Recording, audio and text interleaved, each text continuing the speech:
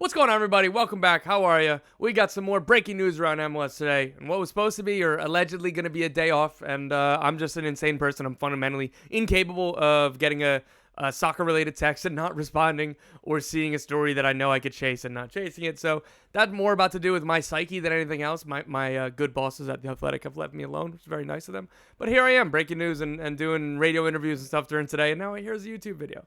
Anyway, exiting that dark space that is the inside of my mind, we do have some breaking news that I want to dive deeper into and talk about. We have almost a new designated player for Austin FC. We have an update on where in the world is Emanuel Reynoso. Maybe Mexico soon. Not yet. We'll see. Things are close. I'll give you the updates there. DC United has a left back coming in, a left back going out. Andre Blake, is he staying in Philadelphia? And free agent to be this summer. A dream target for MLS clubs. I don't know if it's going to happen, but we're going to talk about that all next. I finally started watching Narcos Season 1, by the way. Phenomenal. I want every shirt that's in that show. It just is what it is. Where can I find Colombia in the 80s or 90s or whatever it is? Wherever they sell all those shirts, I want all of them. First up, let's start with Austin FC. The club are finalizing a deal to sign Usman Bukare from Red Star Belgrade per sources. The deal will be around $7 million. It is not quite done yet, but it is being finalized. Everything is very, very close to being done. The 25-year-old has 10 goals and 10 assists in all competitions this season. He's got 17 caps with Ghana. He played in the 2022 World Cup, and while he scored a goal, he did make waves. He made a name for himself the goal was against Portugal. He celebrated doing Cristiano Ronaldo's iconic celebration, and he had to come out and kind of say that, apologize for any offense taken. He didn't mean any disrespect to anybody. So that was good fun. So if you remember the name Usman Bukare, that might be where it's from.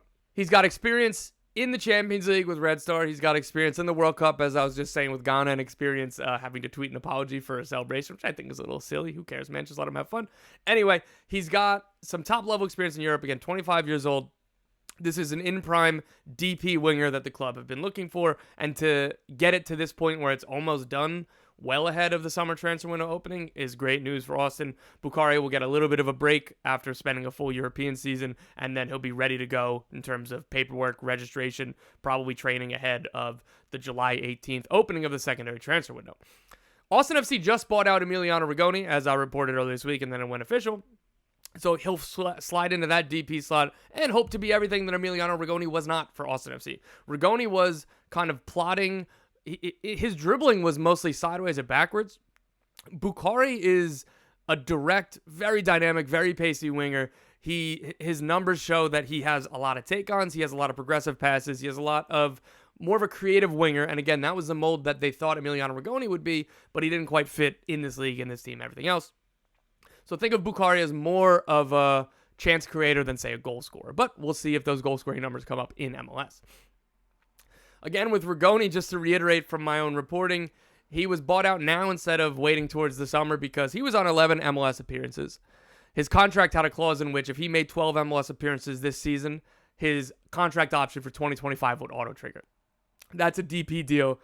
That's money that the club didn't want to spend. They obviously were not planning on keeping Emiliano Rigoni around. So thank Claudio Reyna for that contract clause and a few other bad signings that Rodolfo Burrell is currently getting out of as he tries to retool the roster into his vision and what he wants. For me, I liken this signing, and it's going to sound lazy and it's going to sound obvious, and I promise I'll explain my way through it, but this does remind me a little bit of the LA Galaxy signing Joseph Painto. Again, Ghana international teammates, these two players, wingers.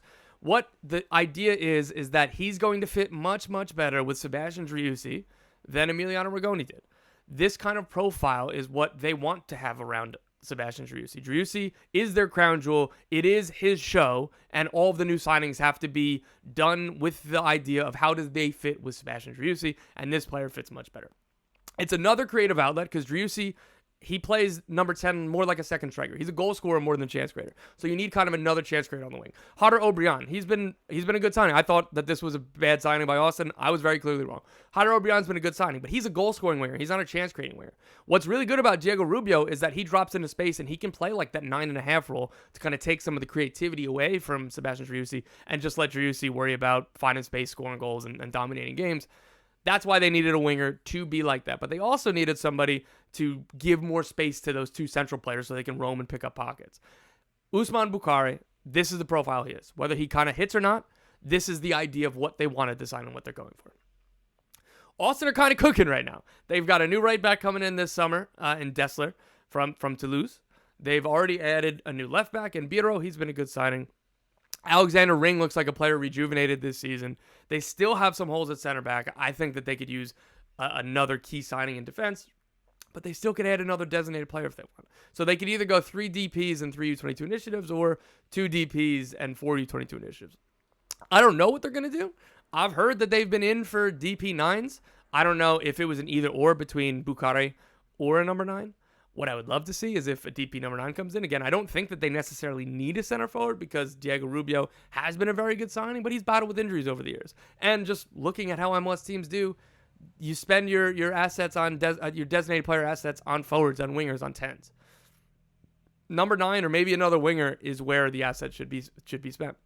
If they want to be a win-now team, 3 DPs and 3 U22 initiatives makes more sense than 2 DPs and 4 U22s. It's just the nature of you win trophies with veteran players, in-prime players. So we'll see where Austin goes this summer, but the cooking isn't done. Next up, where in the world is Emanuel Reynoso? Well, he might be in Mexico soon.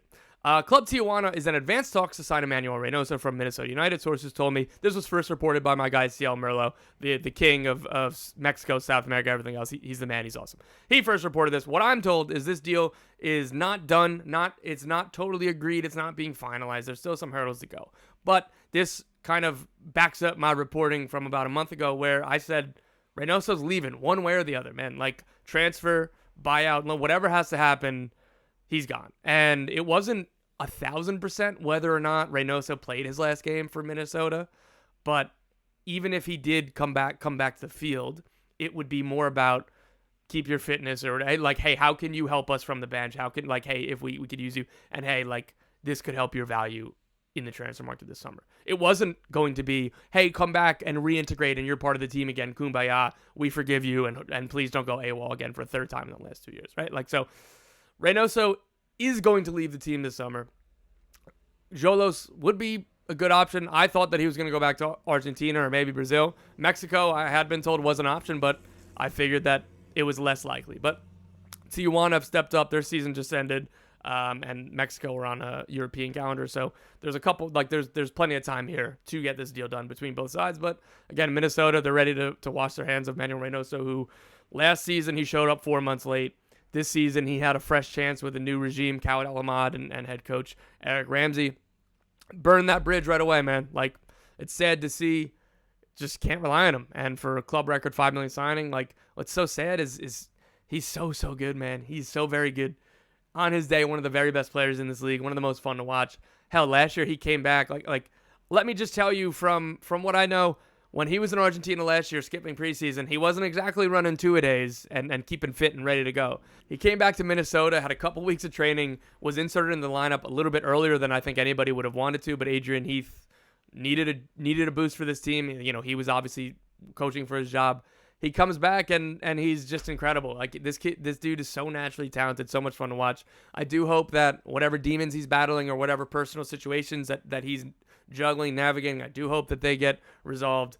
Unfortunately, there was a photo that came out that didn't look very great for him this week. I don't know how that will or won't impact the move, and I don't know how that will or won't impact things with Minnesota. But I digress. Minnesota United almost getting a deal for Emanuel Reynoso to leave, but again, it is not done, and I will keep you updated. Let's end on a quick positive for Minnesota. They'll have an open DP spot for the summer when Reynoso leaves. They could add a third, as I was saying about Austin, but if I had to guess, this team, just what I know on Khaled El-Ahmad and Eric Ramsey and what this team wants to be moving forward, I kind of assume that they're going to go 4 U22s and 2 senior DPs. So Pookie has that spot right now, and then there'll be another open spot when Emanuel Reynoso leaves. This team wants to play transition. They want to play energetic. They want to play focus on youth development. So think of more like a St. Louis signing in that we didn't really know who Edouard Lovin and João Klaus was. Like the average MLS fan or the average mustache MLS insider, like wasn't super locked into exactly what João Klaus was doing before he came to St. Louis. They came with decent transfer fees, but they were in-prime players or rising into their prime, and I think that's where Minnesota are going to target with this DP spot. I'd assume it's going to be an attacker, even though the attack's doing well. This team is one of the most... This team is among the most pleasant surprises of 2024, as is Austin. I failed to mention that as well. Minnesota are second in the West with 24 points. Things are going really well. They got 6 minutes, I think, for Emanuel Reynoso this season. He's played one appearance. Like, again, if you told me last year like, what could this team be without Reynoso? I'd be like, well below the playoff line. This was kind of a transition year. Like, Howard El-Hamad didn't really start with his team until preseason already started. Eric Ramsey didn't come in as head coach until March or whatever. It is so very impressive what they're doing. Expectations are going to keep growing, but don't lose sight of how impressive this start has been and what they are building and what they're trying to build. Next up, DC United. Left back in, left back out. DC United first on the way out, they are waiving and then will buy out Mohanad Jeez. Struggling to pronounce his name because he hasn't been here very much. This is just a long line of bad signings by DC United front office before Ali Mackay took over.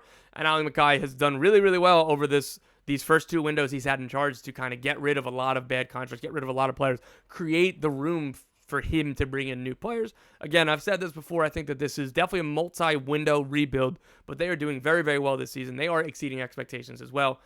Again, this isn't a finished product. I think that this team will be one that does 2 DPs and 4 U22s.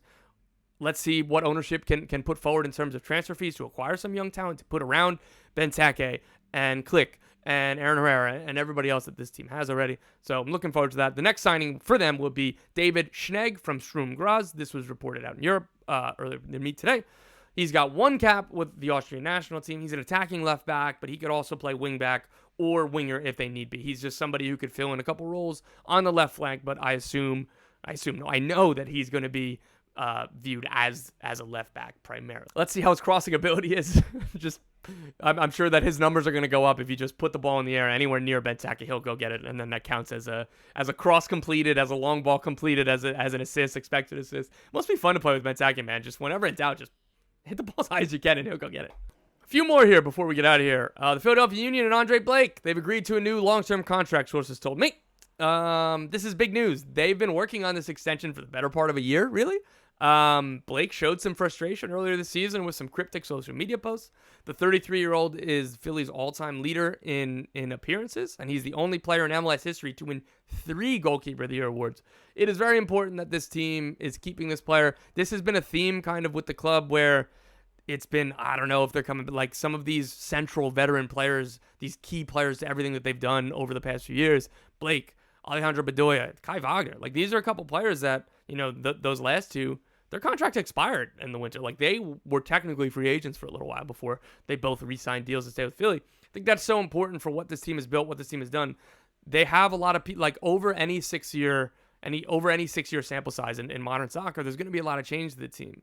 Being able to have those constants both on the field and in the locker room of Bedoya, Blake, and Wagner, these are key players for the team, and it helps when you're bringing in Paxton Aronson, Brendan Aronson, Jack McGlynn, Quinn Sullivan. When these highly rated young players are coming in and out, it's great to have those constants on the field in the locker room, and that's what helps put those players in the best positions to succeed. So well done for Philly for getting it done. Andre Blake's camp, all of that. All right, lastly, Fabrizio Romano reported today that Memphis Depay is leaving Atletico Madrid, and he's a free agent. Man, it is a long shot for any MLS club, but for the love of God, Atlanta United, I'm looking at you. Pick up the phone and put in a call. Atlanta is probably the only team with the combination of ability to add a DP and also has the deepest pockets to go in and at least get in the ballpark for Memphis Depay. Look, if he's only going to go somewhere for money, Saudi Arabia can outbid any MLS club. It just is what it is, right? That's just the reality of the situation. So if he's only going somewhere for money, it won't happen here. But if he's open to a new challenge, if he wants to come live in America, and he wants to still get paid very well, oh my God, I would love if this guy came to MLS. He's only 30 years old. He only had 9 goals and 2. He's only 30 years old. While he had 9 goals and 2 assists last season for Atletico Madrid, he only played 1,100 minutes. Those stats are elite. USMNT fans will remember him from playing against the Netherlands at the World Cup. I think he would absolutely shred in MLS as long as his motivation is there. Hell, even if his motivation is there. I was just talking about Emanuel Reynoso. He wasn't exactly the most super locked in professional guy, and he was incredible.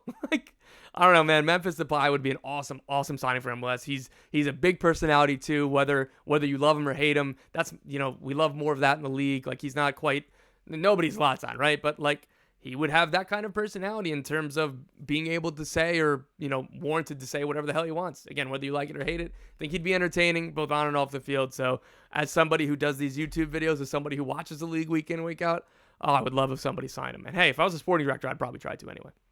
All right, that'll do it for today. We are coming on Memorial Day weekend, man. It's It's the summer. Here I live on the Jersey Shore. The beach is completely mobilized for tourists and the bennies to come on down.